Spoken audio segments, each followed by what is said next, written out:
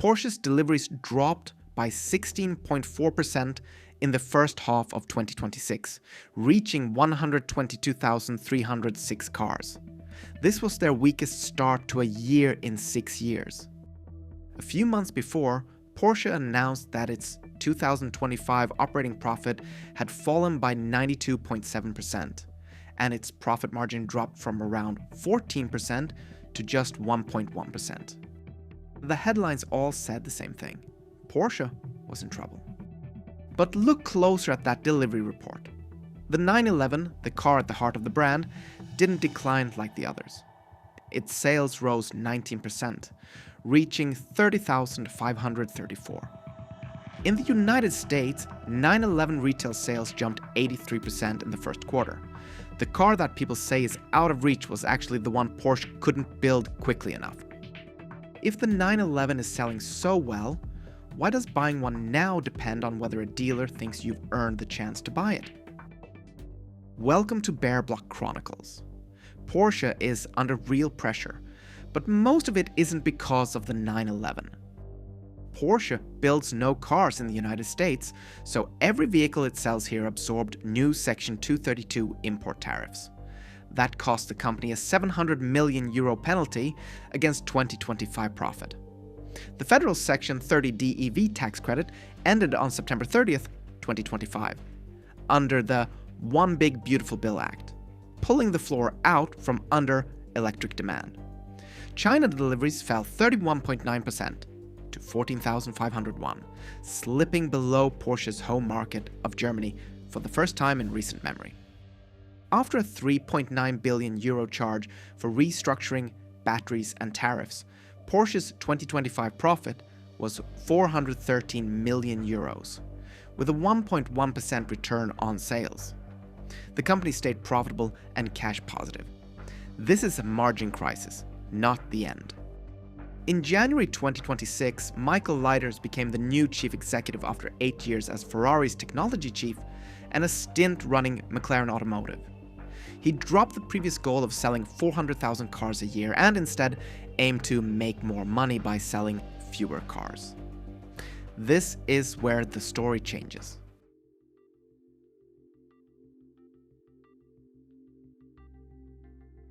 To understand the current situation, remember what Porsche once promised: a real usable sports car that an ordinary enthusiast could actually afford.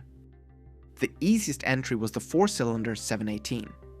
In 2025, a Cayman started at about $74,800 and a Boxster at about $76,900. That was the starting point.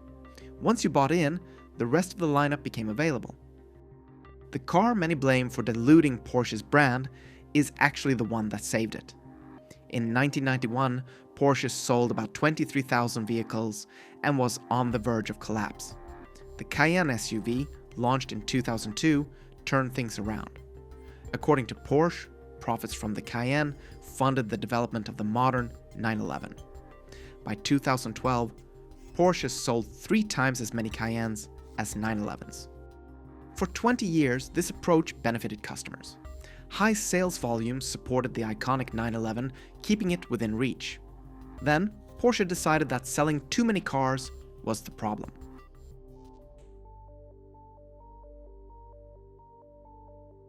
The rules changed, from both the company and the market at the same time.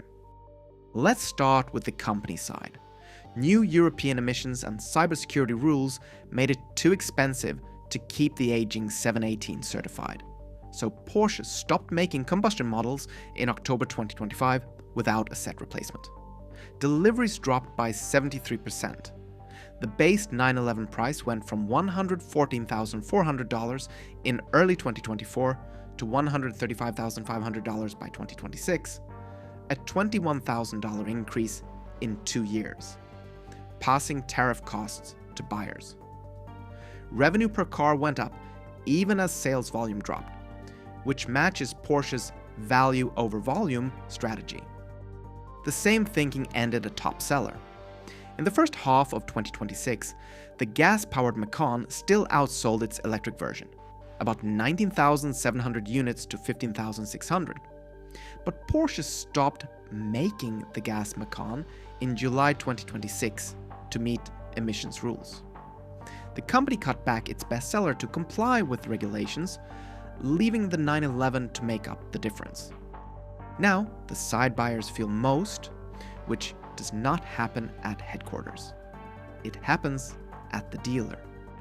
The most wanted 911s, the GT3 and GT3 RS, are allocated rather than sold. A financial advisor writing for a Porsche club documented the going rate. Additional dealer markups known as ADMs of $50,000 to $150,000 on GT cars. Here's the money trail that matters. That premium is collected by the dealer. Porsche captures none of it. To even reach an allocation, buyers say they need a purchase history and a relationship, plus high margin options like paint to sample and the Sonderwunsch personalization program that serve as a hidden price floor. It's important to be clear about the reasons. The 16.4% drop in deliveries is mostly due to the 718, the Macan, lower sales in China, tariffs, and the expired tax credit. The access barrier wasn't the cause. One story explains the numbers, the other explains who actually gets the car.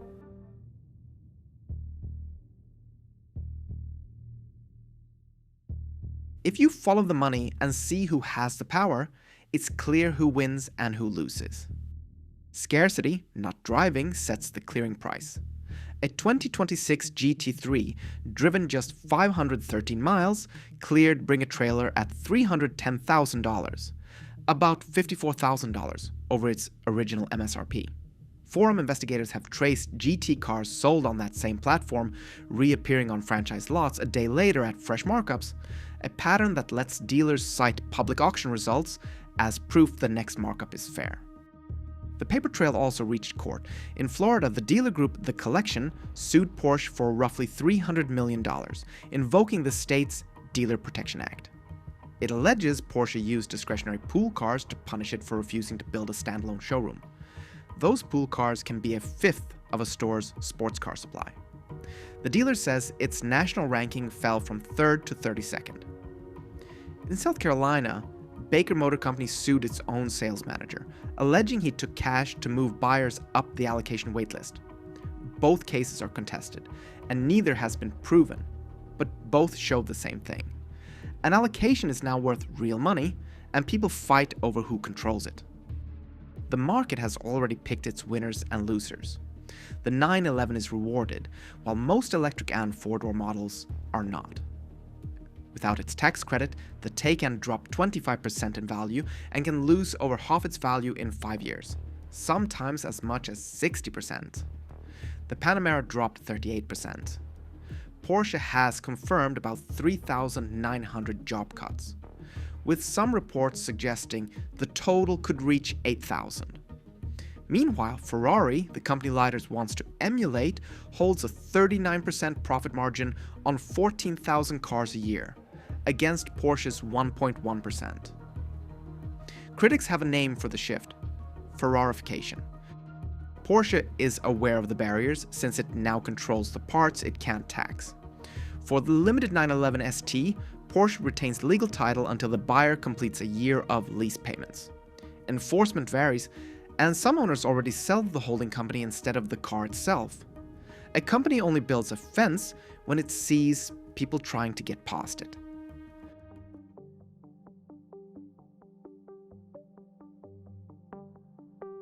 Don't read Porsche's sales chart as a sign that people want the 911 less.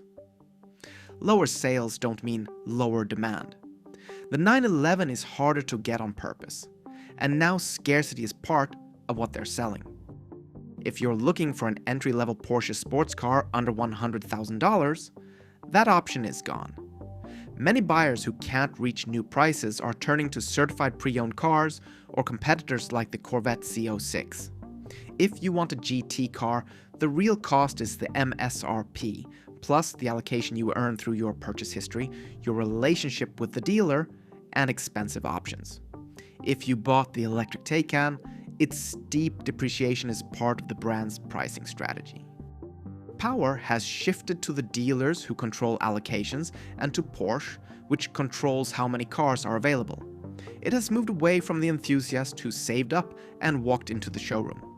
Now, the documents that matter aren't the window stickers. They are your buying history, your allocation status, and the markup paperwork most buyers never see. So here's the answer. Porsche isn't being abandoned by 911 fans. The 911 is doing well. What's changed is how people buy the car.